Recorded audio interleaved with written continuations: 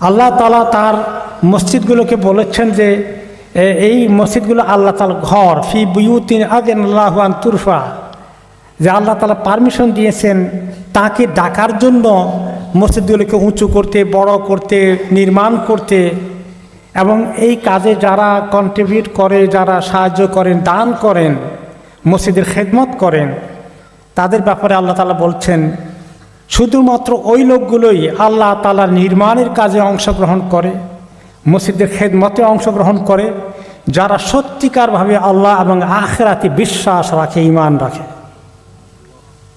এটা অনেক বড় সার্টিফিকেট আল্লাহ তাআলার পক্ষ থেকে, যে মানুষ আল্লাহ তাআলার ঘরের সঙ্গে এরকম সম্পর্ক রাখে যেখানে আল্লাহকে ডাকা হবে, একে গুরুত্ব দেয়, এই ঘরকে নির্মাণ করার জন্য নিজের পকেট উজাড় করে দান করে। আল্লাহ তাআলা মসজিদকে অত্যন্ত ভালোবাসেন।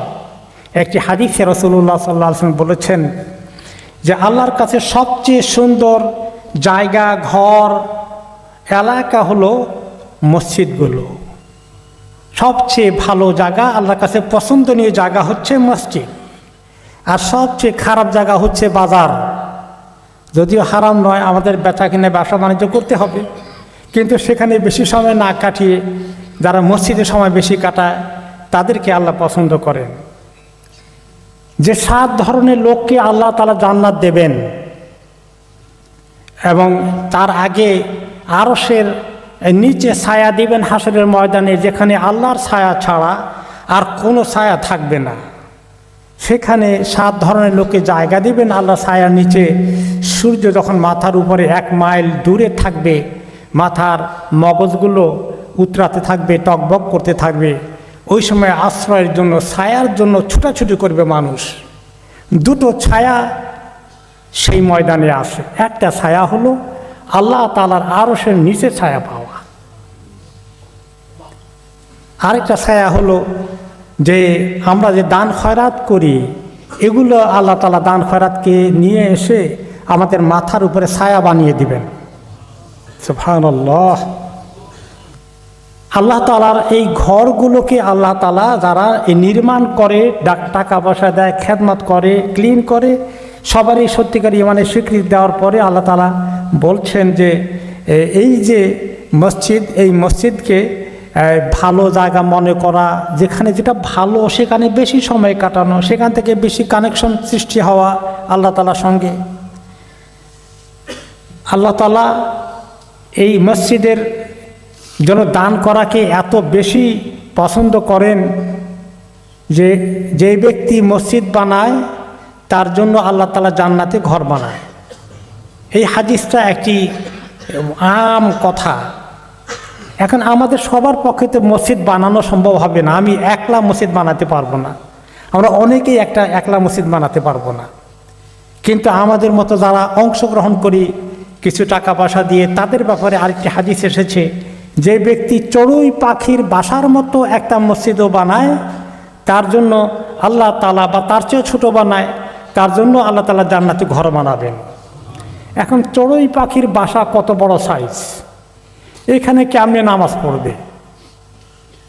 তার অর্থ হচ্ছে যে চড়ুই পাখির জায়গার মতো এতটুকুন যদি সে দান করে, এই ছোটো সাইজের তার দান দিয়ে এতটুকুন সাইজের কাজ করা যায়, মসজিদে অংশগ্রহণ করলো, তার জন্য আল্লাহ তাআলা জান্নাতে ঘর বানিয়ে দেবেন। মসজিদকে আল্লাহ এত ভালোবাসেন, যে ব্যক্তি মসজিদকে পরিষ্কার করে, সাফ করে, ক্লিন করে, ঝাড়ু দেয়, তার এই কাজ একটা ময়লা দেখলে ফেলে দেয়। নবী করিম সাল্লাল্লাহু আলাইহি ওয়াসাল্লাম যখন মেরাজে গেলেন, ওনাকে উম্মতের আমল নামা দেখানো হলো, কি কি আমল করে তারা ভালো ভালো আমল করে জান্নাতে যাচ্ছে। তার মধ্যে অন্যতম একটা আমল তিনি দেখলেন, মসজিদকে পরিষ্কার করা, ঝাড়ু দেওয়া এবং ময়লা থাকলে সরিয়ে দেওয়া। এটাও আল্লাহর ঘরের এতটুকুন খেদমতকেও আল্লাহ এত পছন্দ করেন। আর দান খয়রাতকে আল্লাহ তাআলা কেমন পছন্দ করেন? তাহলে অনেক বেশি। আমি এখন মসজিদে আসার কিছু আদব বলতে চাই। এই মসজিদ আল্লাহর ঘরে আসতে হলে কিছু আল্লাহ এবং তার রসুলের পছন্দ মতো কিছু আদব আমাদেরকে রক্ষা করতে হবে।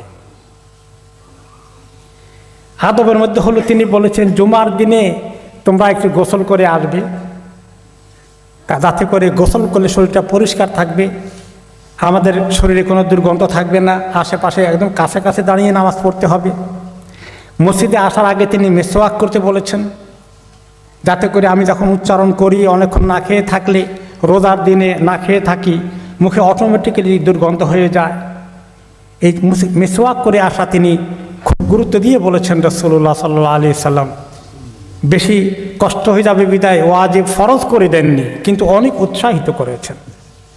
এবং পরিচ্ছন্ন কাপড় পরে আসতে বলেছেন, ধোয়া ক্লিন কাপড়। তিনি বলেছেন যে কাপড় পরে তোমরা বাইরে রাস্তায় কাজ করো, ঘাম টাম লেগে যায়, জুমার দিনে সম্ভব হলে কাপড়টাকে চেঞ্জ করে ফ্রেশ ধোয়া কাপড় পরে আসবে। এভাবে করে নিজের গোসল করা, পরিষ্কার পরিচ্ছন্ন কাপড় পরা, মেসওয়াক করা, এমনকি ঘরের থেকে অজু করে আসার গুরুত্ব দেওয়া হয়েছে। যে ব্যক্তি ঘরের থেকে অজু করে বের হয়ে মসজিদে আসে, তারপরে একটি পদক্ষেপ দেয়, আল্লাহ তাআলা তাকে একটা কিছু গুনাহ মাফ করে দেন, আর আরেকটি পদক্ষেপের কারণে তাকে একটা সিঁড়ি উপরের দিকে আল্লাহর কাছে উঠান। এভাবে হাঁটতে হাঁটতে আসে। এইভাবে মসজিদের বহু রকমের খেদমতের এত গুরুত্ব দেওয়া হয়েছে। আর মহিলাদেরকেও মসজিদে আসতে চাইলে নিষেধ করতে যাবে না, তাদেরকে অনুমতি দিতে অ্যালাউ করা হয়েছে। তবে তাদেরকে পর্দা পুশিটা ভালো করে মেনটেন করতে বলা হয়েছে। আমাদের মা বোনেরা অনেকে নামাজ পড়তে হয়তো আসেন অথবা তারাবিতে আসবেন, তাদের ব্যাপারে যেটা হলো যে তারা সুগন্ধ পরে গায়ে লাগিয়ে আসবেন না, কোনো পারফিউম লাগাবেন না, পর্দা পুশিটা ভালো করে আসবেন। আল্লাহর ঘরে নামাজ পড়তে আসলে যেন বেপর্দা না হয়ে যায়, খেয়াল করতে হবে। যারা বেপর্দায় আসে মসজিদে, তাদের ব্যাপারে মা আয়েশা রাদিয়াল্লাহু আনহা লক্ষ্য করলেন যে নবী করিম সাল্লাল্লাহু আলাইহি ওয়াসাল্লামের ইন্তেকালের পরে তিনি দেখলেন যে কিছু মহিলা মসজিদে আসে, কিন্তু তাদের একটু বেপরোয়া ভাব, পর্দা পুশিদার একটু কমতি শুরু হয়ে গেছে। তিনি তখন বললেন যে তোমাদেরকে যদি আল্লাহ নবী এখন থাকতেন, তোমাদের মহিলাদের এই দুরবস্থা দেখতেন, তাহলে তিনি বলতেন যে মসজিদে আসা মহিলাদের জন্য বন্ধ করে দিতে হবে। কিন্তু তিনি এখন নাই, এই জন্য কেউ এটা বন্ধ করে দিতে পারবে না, খোলা রাখতে হবে, তারা আসবেন। কিন্তু এই হাদিসটি মা আয়েশার হাদিসে এই গুরুত্ব দিতে বলা হয়েছে যে তারা যেন পর্দা পুশিদার কোনো ব্যাঘাত না ঘটায়। তারাবিতে অনেকেই আসে, আমি বলে দিচ্ছি যে মা বোনেরা তাদের মেয়েরা কীভাবে আসে খুব খেয়াল করে নিয়ে আসবেন। আল্লাহ তাআলা যেন আমাদেরকে মসজিদের আদব রক্ষা করে মসজিদে নামাজ পড়ার জন্য তৌফিক দেন এবং কবুল করেন।